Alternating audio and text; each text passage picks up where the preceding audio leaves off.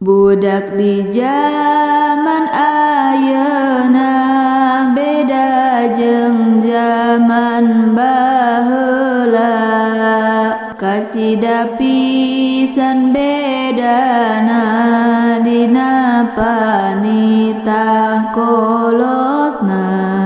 Komo geus nyoo HP-na budak ngadadak torekna, fokus kana main gamena FBWA jeung IG-na.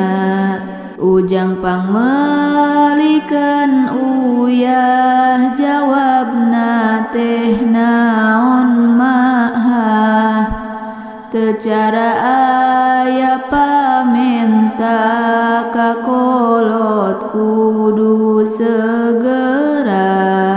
Neng pangmelikeun pecin jawab emma abdi isin, kana cinta mah meuni bucin dititah kolot mah isin.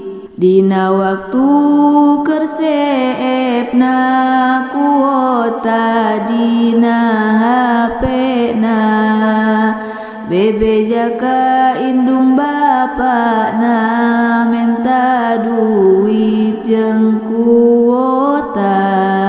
Komo budak masih leutik ka indung bapana cerik, meuli kuota jeung HP-na nempo YouTube jeung TikTok-na. Lain ulah boga HP abdi ka kolot mi HP, mere waktu singkah hade ka budak sameme gede.